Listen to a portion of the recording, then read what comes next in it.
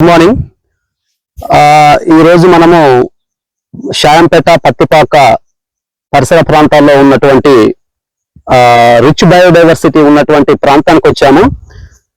ఇక్కడ దాదాపు 400 నుండి 800 వరకు విస్తరించి ఉన్నటువంటి ఈ చెరువు ఎన్నో పక్షులకు, ఎన్నో జీవరాశులకు, ఎన్నో సరీసృపాలకు ఆలవాలమైనటువంటి ఈ చెరువు మన వరంగల్కే తలమానికంగా చెప్పుకోవచ్చు.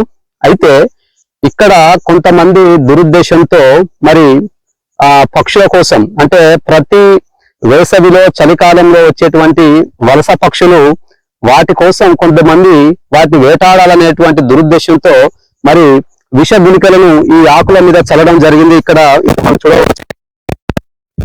ఈ విష గుళికలు చల్లడం వల్ల ఆ పక్షులు అవి తిని చనిపోవడం, వాటిని వారు తీసుకొని వెళ్ళి మరి మాంసంగా మార్చడం, అమ్మడం, వర్తకం చేయడం అనేటువంటి దుర్మార్గానికి ఒడిగడుతున్నారు.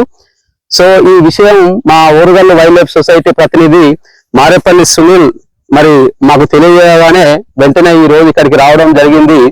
మరి వైల్డ్ లైఫ్ యాక్ట్ 1972 ప్రకారం ఇక్కడ పక్షులను వేటాడము, విష ప్రయోగం చేయడము, వలలు పెట్టడము, లేదా సరస్సులను నాశనం చేయడము, విష ప్రయోగాలు చేయడము, ఇలాంటి ఏమి చేసినా కూడా దానికి మన వైల్డ్ లైఫ్ చట్టాన్ని అనుసరించి 3 ఏళ్ల నుండి 7 ఏళ్ల వరకు జైలు శిక్ష అనేటువంటిది విధించడం జరుగుతుంది.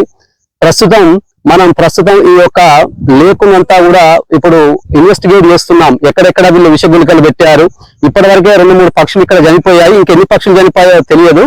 సో దానికోసం ఇప్పుడు సర్వే చేయడానికి మరి మా ఓరుగల్లు వైల్డ్ లైఫ్ సొసైటీ ప్రతినిధులు ఇంగారం నాగేశ్వరరావు గారు, చెలుపూరి శ్యామ్ సుందర్, అదేవిధంగా పిట్ట రవిబాబు గారు, మారేపల్లి సునీల్ అతని మిత్రుడు పవన్ తో ఈ రోజు ఇక్కడికి రావడం జరిగింది.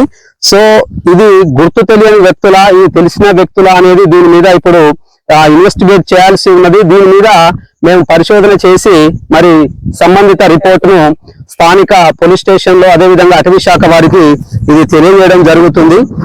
ఎక్కడి నుండో సుదూర తీరాల నుండి వచ్చేటువంటి ఈ పక్షులను సంహరించడానికి మరి వాళ్ళు ఎలాంటి కుయుక్తులను ప్రదర్శిస్తున్నారు, ఎలాంటి దుర్మార్గాలకు పాల్పడుతున్నారు. మరి చెరువులను విషప్రయోగం చేసి ఇది చేపలు చనిపోతాయి, అందులో ఉన్నటువంటి తాబేళ్లు కావచ్చు, లేదా ఇతరత్ర చిన్న చిన్న క్రిమి కీటకాలు కావచ్చు, వేల సంఖ్యలో వలస పక్షులు ఇప్పుడు వస్తాయి.